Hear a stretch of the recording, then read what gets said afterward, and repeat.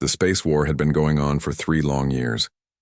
Admiral Korvax stood on the bridge of his big ship called Starfire. He looked at the screen that showed all the ships in space. Red dots meant enemy ships. Blue dots meant his own ships. The enemy had not moved much in weeks. Neither had his ships. "Sir, we lost another supply ship," said Lieutenant Zara. She worked at the control panel next to him. "That makes 4 ships this week." Korvax closed his eyes for a moment. 4 ships meant food, medicine, and weapons that would never reach his fleet. It meant his people would have less of everything they needed to fight. The war started as a small fight over mining rights. Both sides wanted the same planet because it had valuable metals. Now it had grown into something much bigger. Dozens of star systems were involved. Millions of people were fighting and dying. Captain Rex Manning was tired of fighting the same battles over and over. His ship was called Valiant, and he had fought in more than 30 battles. Every battle was the same. His ships would fly toward the enemy. They would shoot at each other for hours. Then both sides would fly away to fix their damaged ships and get more weapons. The enemy had good shields that could stop most weapons. Rex's side had strong armor that could bounce off enemy shots. When they fought, it was like 2 people hitting each other with soft pillows. They could fight all day, and neither would get hurt much. On the other side of the war, Commander Thane was having the same problems. He defended a space station called Kepler Station. The enemy had tried to attack his station many times, but he had stopped them every time. Still, each battle cost him ships and people. His medical rooms were full of hurt soldiers. He was running out of parts to fix his ships. Supply ships came less often now. The war was eating up everything both sides had. The 2 sides were called the Galactic Alliance and the Dominion Empire. Before the war, they had been neighbors who sometimes traded with each other. Now they hated each other so much that they could not even talk about peace. Both sides had used up their military ships in the first year of fighting. Now they were taking regular ships from civilians and putting guns on them. Merchant ships that used to carry goods between planets were now carrying weapons and soldiers. The economy of whole star systems had stopped working normally. Factories that used to make things people needed were now making weapons and armor. Farms that grew food were abandoned because all the farmers had gone to fight in the war. People on both sides were getting tired of the war, but their leaders could not stop fighting. If they made peace now, it would look like they had given up. Their enemies would think they were weak. Their own people might get angry and choose new leaders. So the war continued even though nobody really wanted it to continue. Every few months, diplomats from both sides would meet to talk about peace. They would sit in neutral space stations and argue for days. The Alliance would say the Dominion had to give up some planets. The Dominion would say the Alliance had to pay for war damages. Neither side would agree to what the other wanted. Captain Rex was getting ready for another battle. His crew had been fighting for so long that they could load weapons and aim guns without even thinking about it. But he could see in their faces that they were tired. They wanted to go home to their families. "Sir," said his weapons officer, Lieutenant Pete Johnson, "the enemy is moving into attack position." Rex looked at the screen. The same enemy ships were in the same places they had been yesterday and the day before. This battle would be just like all the others. "All ships, this is Captain Manning. Prepare for battle. Remember, we fight for our homes and families." The words sounded empty even to him. They had been fighting for their homes and families for 3 years, but their homes and families were no safer than when the war started. The battle began like always. Both fleets moved toward each other slowly. Energy weapons lit up the darkness of space with bright colors. Explosions bloomed like deadly flowers as missiles hit their targets. For 6 hours, the 2 fleets shot at each other. Ships on both sides took damage. Some had to retreat to get repairs. Others kept fighting with smoking holes in their hulls. When the battle ended, neither side had won. The Alliance ships pulled back to their side of the system. The Dominion ships stayed where they had been before. Everything was exactly the same as it had been that morning. Commander Thane sat in his office after the battle and read the casualty reports. 15 people dead, 42 wounded, 3 ships badly damaged. All of this for no gain at all.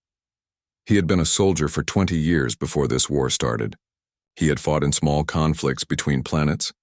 Those wars had clear goals and usually ended quickly. This war seemed to have no end at all. Admiral Corvex was having similar thoughts on his flagship. His intelligence officers told him the enemy was just as tired as his own forces. Both sides were running out of money, ships, and people, but neither side would admit defeat. The admiral walked to the big window that looked out into space. He could see the lights of his fleet spread out in formation. Each light represented hundreds of people who wanted to go home. Each light was a ship that was slowly wearing out from constant fighting. "Sir," said Lieutenant Zara, "we have a message from Alliance Command. They want us to prepare for another major offensive next month." Corvex sighed.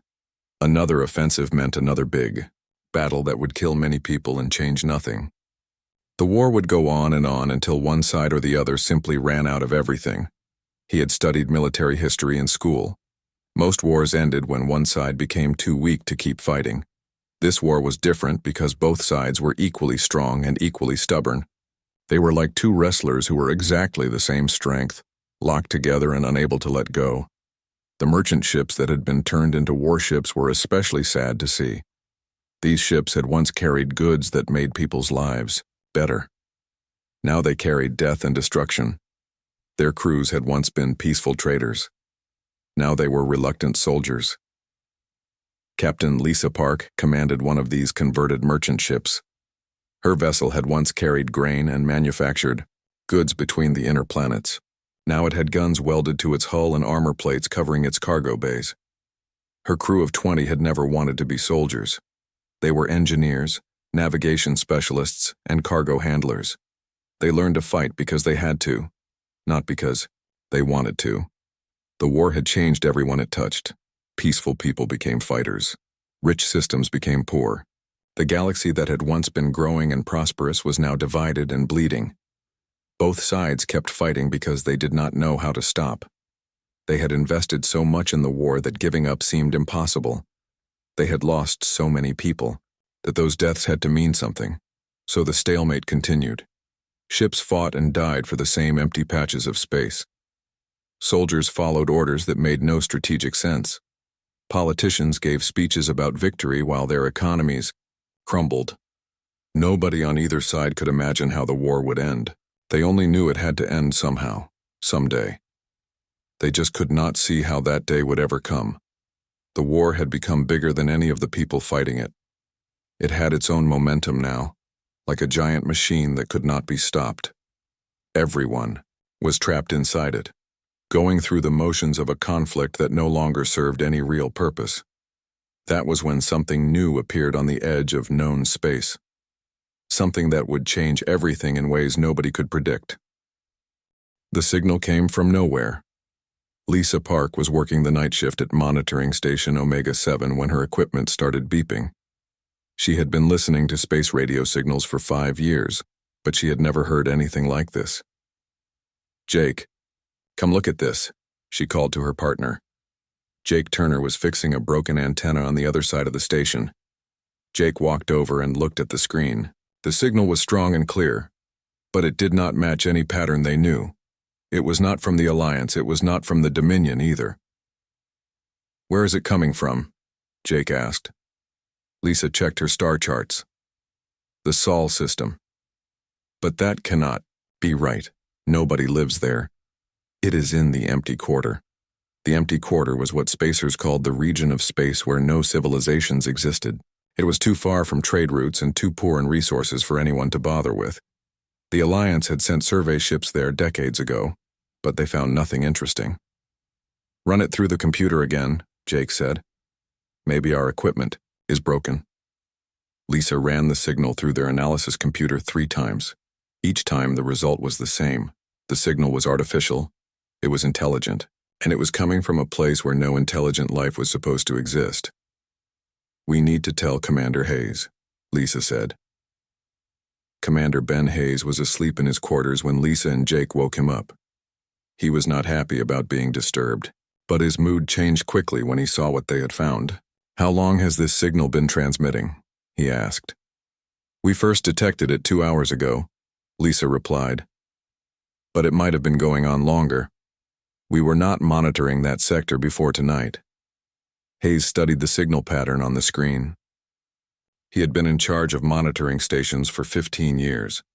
He had seen signals from new colonies, lost ships, and secret military projects. This was different from all of them. "Send this to Fleet Command immediately," he ordered. "And keep monitoring that system. I want to know if anything changes." Within 6 hours, monitoring stations across Alliance space were reporting the same thing. The mysterious signals were getting stronger. They were also getting more complex, as if whoever was sending them was learning and improving. Admiral Corvex received the intelligence report while his fleet was preparing for another battle. He read it twice before calling his senior officers to a meeting. "A new player in our war could change everything," he told them. "We need to find out who they are and what they want." The Alliance Council met in emergency session on the capital, world of New Geneva. President Maria Rodriguez listened as intelligence officers explained what they knew about the signals. "Could this be a Dominion trick?"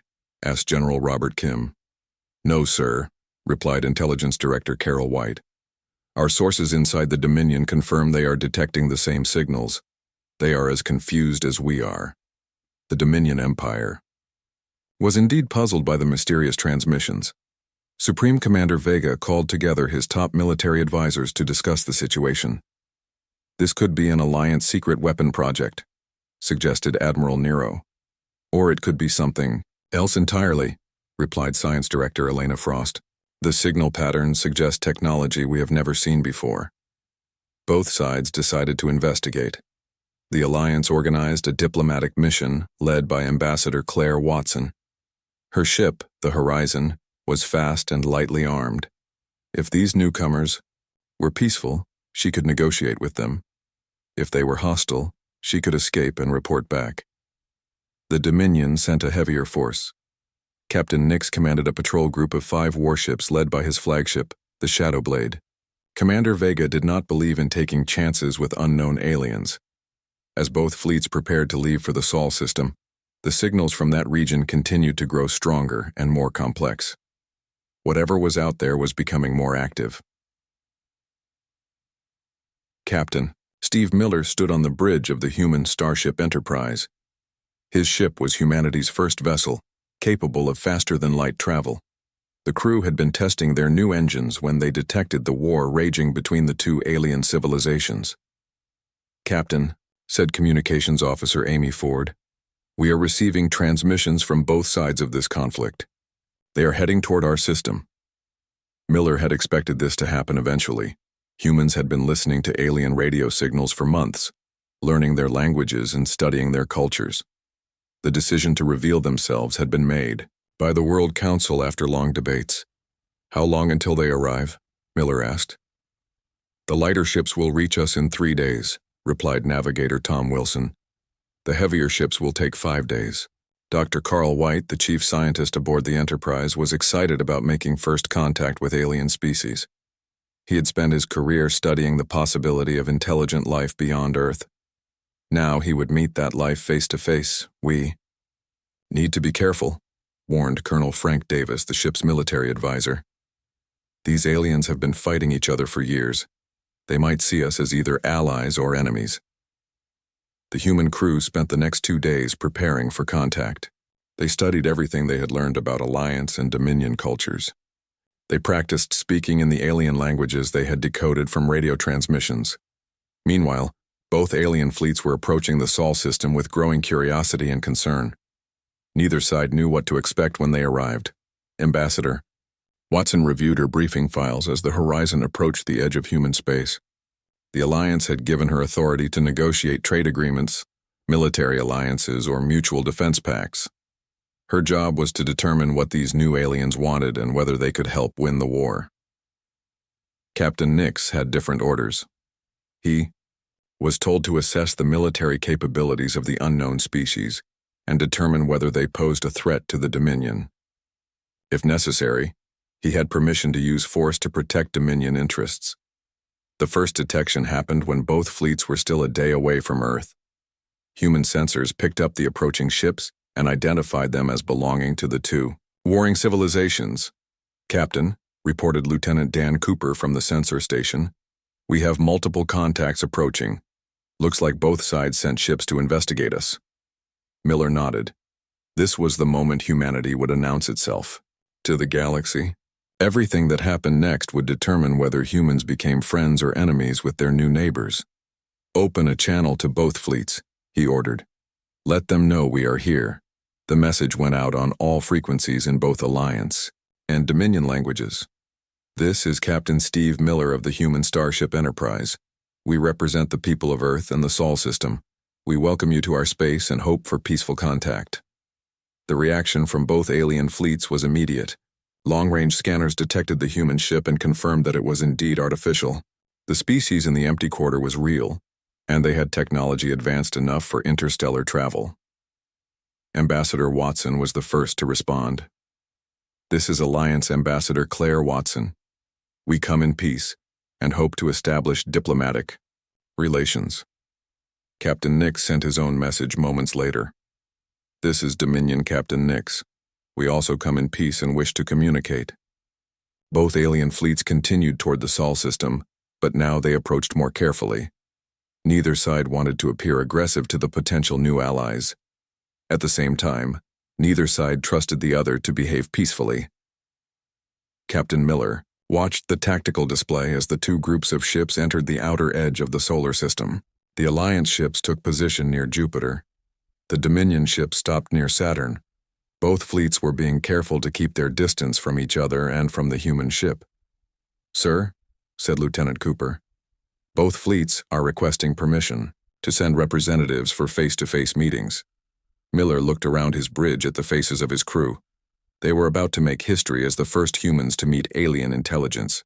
The decisions made in the next few hours would affect the future of the human race and possibly end a war that had raged for years. Tell them we accept, Miller said. We will meet at the space station orbiting Mars. All three sides can send delegates there. The stage was set for a meeting that would change the galaxy forever. The meeting took place on Mars Station, a small research outpost that humans had built years before. The station was neutral ground where all three sides could meet safely. Captain Steve Miller arrived first with a small team from the Enterprise. Ambassador Claire Watson came next with her diplomatic staff from the Alliance ship Horizon. She had met many alien species before, but she had never met humans. When she first saw Captain Miller, she was surprised by how similar humans looked to her own people. Captain Nix arrived last with his security team from the Dominion ship Shadowblade. He was more cautious than the others. His hand stayed near his weapon as he entered the meeting room. Welcome to our solar system, Captain Miller said as everyone sat down around a large table. We are honored to meet both of your civilizations. Ambassador Watson smiled. We are equally honored to meet humans. Your people have achieved faster than light travel very recently, according to our analysis of your technology. Captain Nix looked skeptical. How recently? He asked. Lieutenant Amy Ford, who had come with Captain Miller, answered the question. We developed FTL travel about 18 months ago. Before that, we had never left our own solar system. Both alien delegations stared at her in shock. Ambassador Watson leaned forward. 18 months? That is impossible.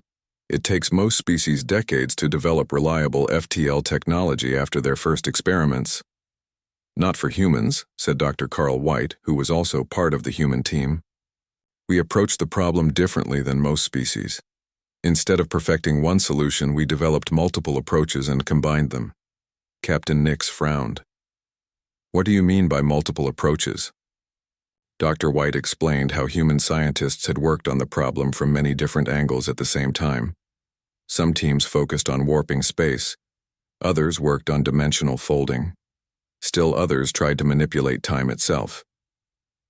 When they combined all these ideas, they created a drive system that was faster and more efficient than anything either alien civilization had seen. Your people seem to solve problems very quickly, observed Ambassador Watson. How do you do it? Colonel Frank Davis, the military advisor on the human team, answered this question. Humans have a saying, necessity is the mother of invention. When we really need something, we find a way to make it happen fast. The aliens wanted to know more about human history and culture. Captain Miller told them about Earth's many nations and how they had learned to work together. He explained how humans had survived wars, natural disasters, and resource shortages by adapting quickly to new situations. "You mentioned wars," said Captain Nix. "How does your species fight?" Colonel Davis considered his answer carefully. "We fight wars to end them as quickly as possible. The goal is always to achieve victory with minimum casualties and destruction." Ambassador Watson looked interested.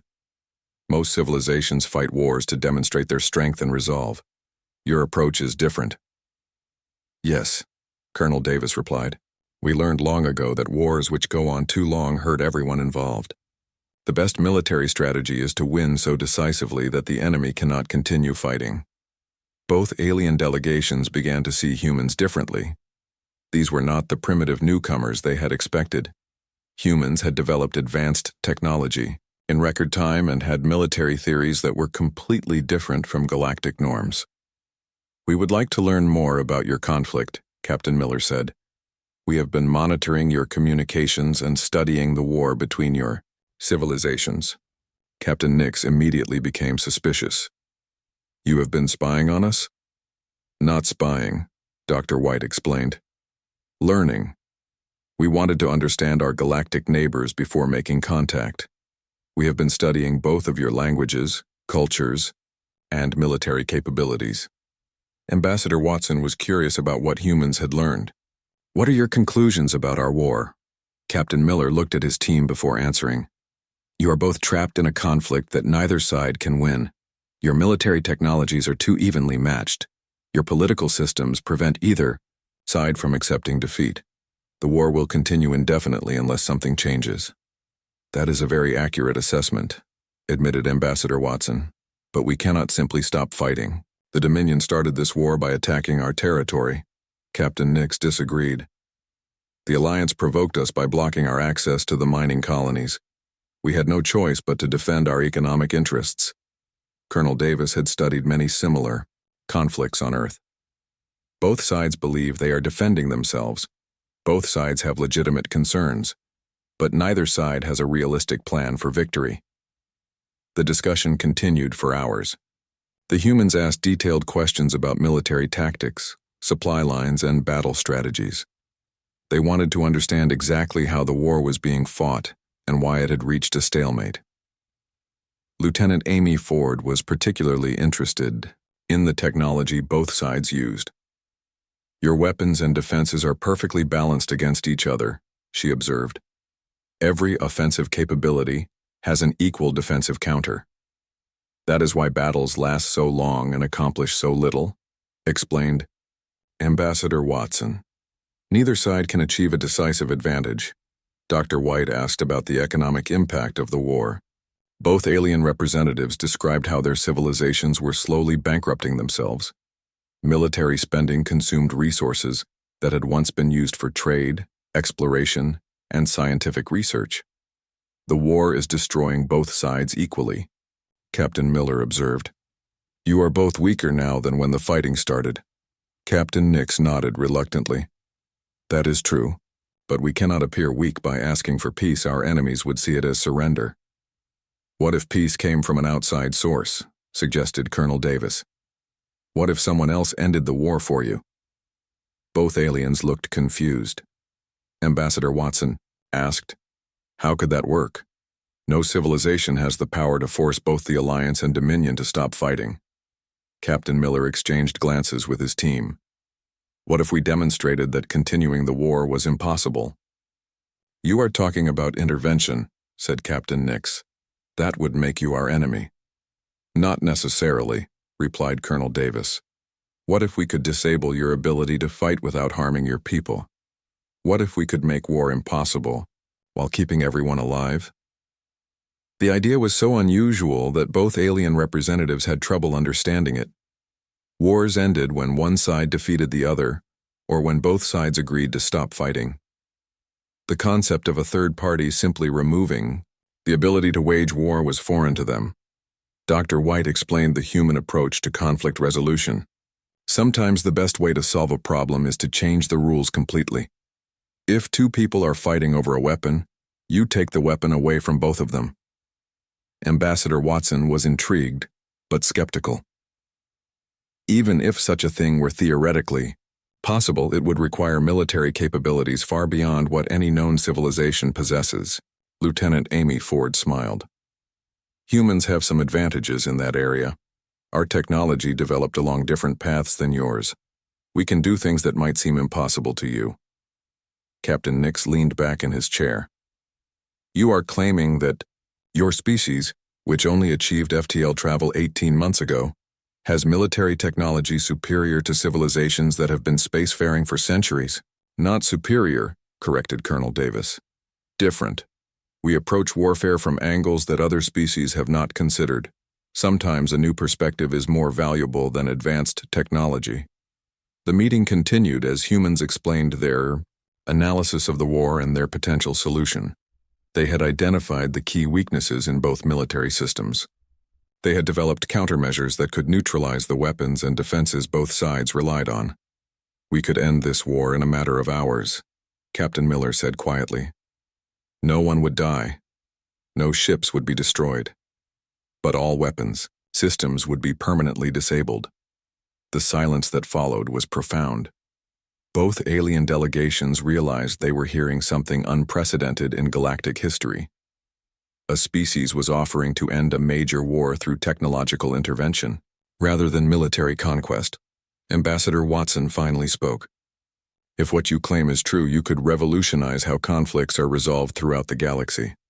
"That is exactly what we hope to do," replied Captain Miller. "But first, we need your permission to demonstrate our capabilities." The demonstration began at exactly noon, Earth time. Captain Steve Miller had given both sides 24 hours to think about his proposal. Ambassador Claire Watson had agreed to let humans try their plan. Captain Nix had been more reluctant, but finally agreed when his commanders told him they were curious about human technology. The target area was the Vega sector, where the heaviest fighting had been taking place. Both fleets had thousands of ships spread across multiple star systems. Orbital weapons platforms floated around contested planets. Space stations bristled with defensive guns. It was the most heavily armed region of space in the galaxy. Admiral Korvax watched from his flagship Starfire as strange human ships entered the sector. There were only 12 human vessels, and they looked nothing like traditional warships. They were sleek and smooth, with no visible weapons or armor. They moved through space in ways that seemed to ignore the normal laws of physics. "Sir," said Lieutenant Zara, "the human ships are not following any attack pattern we recognize. They are spreading out across the entire sector." Captain Rex Manning commanded the Alliance cruiser Valiant, which was stationed near the planet New Meridia. He had been fighting in this system for months and knew every asteroid and space station. When the human ship Discovery approached his position, he was amazed by how quietly it moved. "All Alliance vessels," came a transmission from Captain Helen Ross aboard the Discovery. "Please power down your weapon systems and move to minimum safe distance. We are beginning the pacification operation." Rex had never heard the term pacification operation before. It sounded almost gentle, like something doctors might do rather than soldiers. On the Dominion side, Commander Thane was equally puzzled by the human approach. The human ship Enterprise had positioned itself near Kepler Station, where Thane commanded the defense forces. "All Dominion units," transmitted Captain Miller. "This is your final warning. Deactivate all weapons immediately. Any attempt to interfere will only delay the process." Commander Thane ordered his gunners to target the human ship, but their targeting, computers could not get a lock. The Enterprise seemed to be moving in and out of normal space, appearing and disappearing like a ghost. "Sir," reported his sensor operator, "I cannot get a clear reading on that ship. It is like trying to aim at smoke." The human operation began with what looked like clouds of metallic dust being released from their ships.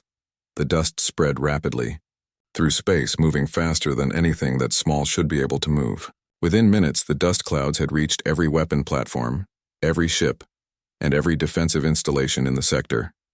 Lieutenant Amy Ford monitored the nanobotic deployment from the Enterprise. The tiny machines were programmed to seek out weapon systems and disable them without harming any living beings. Each nanobot was smaller than a virus, but carried enough computing power to analyze and neutralize complex military equipment. "Sector Alpha complete," she reported to Captain Miller. "All plasma cannons are offline, moving to particle beam arrays." Admiral Korvex watched in amazement as his ship's main guns simply stopped working. The nanobots had somehow gotten inside his weapon systems and shut them down permanently. Warning lights flashed across his control panels as system after system went dark. "Sir," reported his weapons officer, "we have lost all offensive capabilities. I cannot even fire a single shot." The same thing was happening throughout the Alliance fleet. Ships that had been powerful warships moments before were now helpless metal boxes floating in space. Their engines still worked. Their life support systems were fine, but every weapon they carried had been rendered useless. Captain Rex tried to understand what was happening to his ship. The nanobots had apparently rewritten the computer code that controlled his weapons. No matter what buttons his crew pressed, the guns would not fire.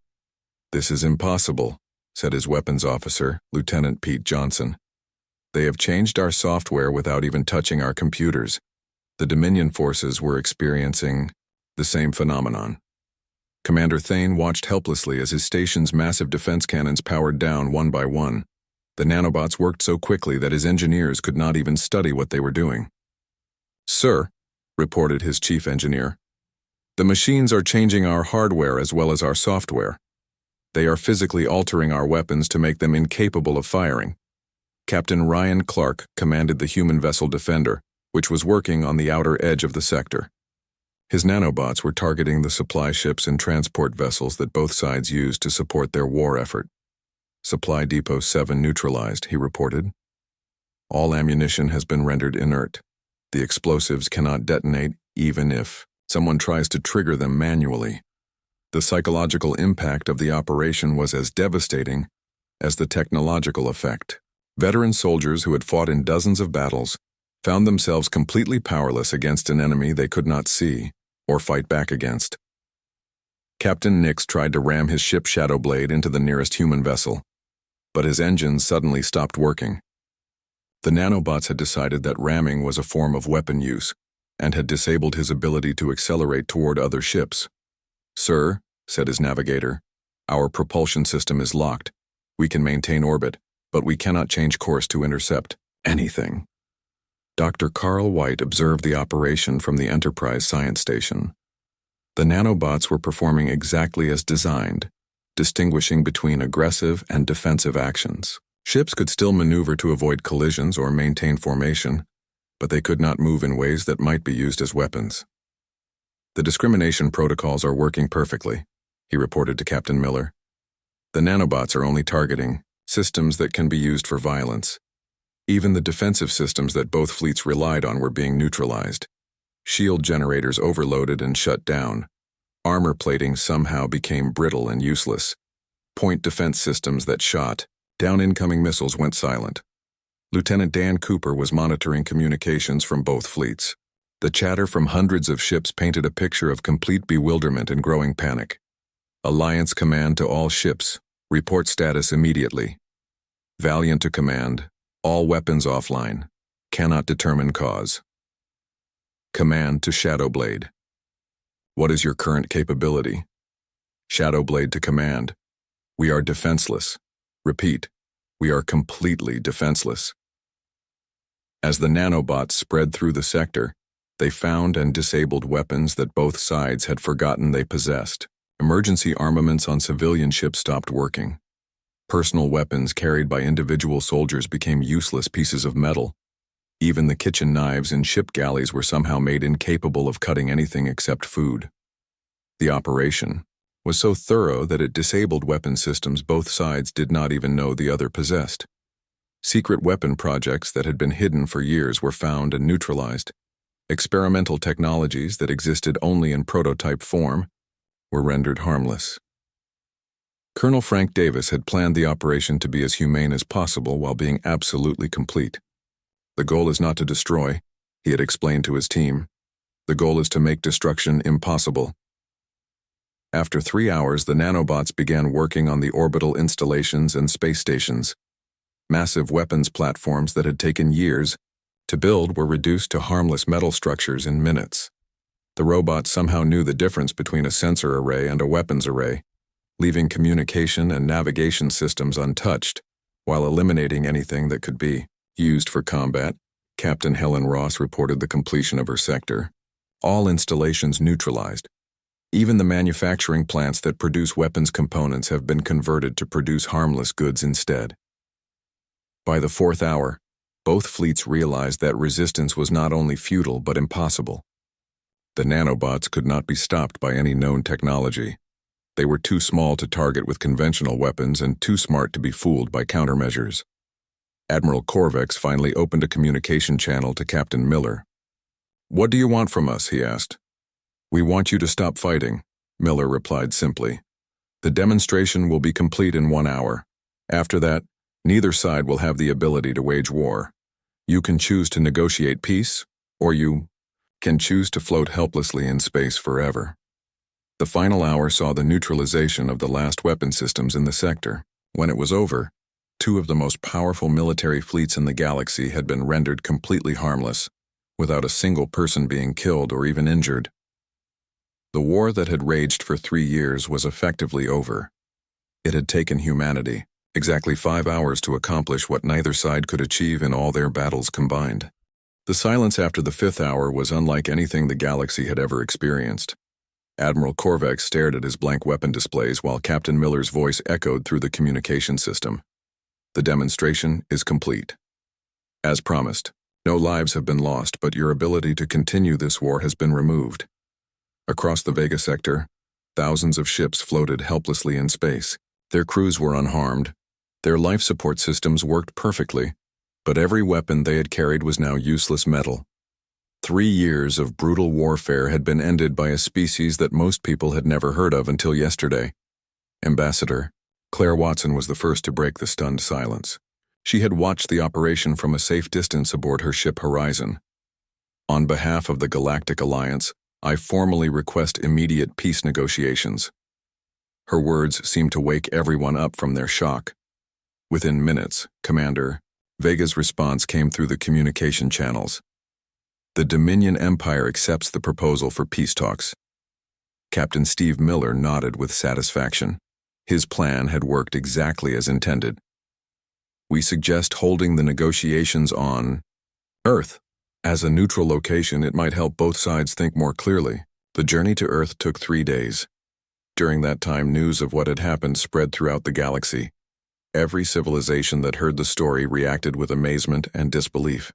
A species that had only achieved faster-than-light travel 18 months earlier had ended a major galactic war in 5 hours. Dr. Carl White spent the journey preparing detailed technical explanations for how the nanobotic disarmament could be reversed. The message was clear. Humanity would restore both fleets' military capabilities once a peace agreement was signed, but not before. Admiral Corvex used the travel time to study reports from his disabled ships. His engineers had tried everything they could think of to restore their weapons, but the human nanobots had done their work too well. Every system had been changed in ways that seemed impossible to undo. "Sir," reported his chief engineer over the communication system, "the nanobots did not just break our weapons, they redesigned them. Our plasma cannons have been converted into advanced sensor arrays. Our missile launchers now function as emergency rescue equipment. Captain Rex Manning discovered that his ship's weapons had been transformed in similar ways. His particle beam guns had become powerful communication transmitters. His torpedo tubes had been converted into systems for launching emergency supplies to ships in distress. The nanobots had not simply destroyed the weapons. They had rebuilt them to serve peaceful purposes. It was as if the tiny machines understood the difference between tools that helped people and tools that hurt people. Commander Thane found that his space station's defensive systems had been changed into the most advanced medical facility in the sector. The same energy that had once powered massive guns now operated equipment that could heal the wounded from both sides of the war. When both fleets arrived at Earth, they were amazed by what they saw. The human homeworld was green and blue, covered with oceans and continents that showed no signs of large-scale warfare. Cities sparkled with lights, but there were no massive military installations visible from space. "Where are your planetary defenses?" asked Captain Nix as his ship entered Earth orbit. "We do not need them," replied Captain Miller. "Our best defense is making sure nobody wants to attack us." The peace negotiations took place in Geneva, a city that humans had used for important diplomatic meetings for centuries. The building, where they met, was simple and elegant, without the grand displays of power that both alien civilizations were used to. President Maria Rodriguez welcomed both delegations to Earth. She was a small woman with gray hair who spoke quietly, but both alien ambassadors quickly realized she was incredibly intelligent. "We are honored to host these negotiations," she said. "Humans have learned through bitter experience that wars hurt everyone involved. We hope our guests will find a way to build a better future together." The actual negotiations were surprisingly quick. Without their military options, both sides focused on practical solutions instead of trying to save face. Ambassador Watson and the Dominion representative, Minister Elena Voss, found they could agree on issues that had seemed impossible to resolve during 3 years of fighting. "The mining rights dispute that started this war seems very small now," observed Minister Voss. "Perhaps we can share the resources instead of fighting over them." Ambassador Watson nodded. "Our people need those minerals, but so do yours. There should be enough for everyone if we work together." Captain Miller attended the negotiations as an observer. The humans did not try to control the discussions or force any particular solution. They simply provided a safe place for both sides to talk honestly. Colonel Frank Davis explained the human approach to conflict resolution. "We have learned that the best peace agreements are ones where both sides benefit. If only one side wins, the other side will eventually start another war." Dr. White presented the technical details for restoring both fleets' military capabilities. The process was complex, but not difficult.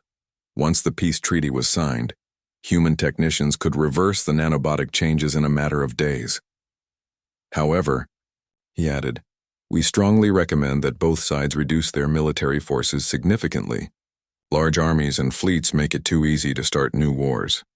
Both sides agreed to this suggestion. The war had been so expensive that neither civilization could afford to maintain huge military forces anyway. They decided to convert most of their warships into exploration vessels, cargo ships, and rescue craft. The peace treaty was signed on the 5th day of negotiations. The document established new borders that both sides could accept.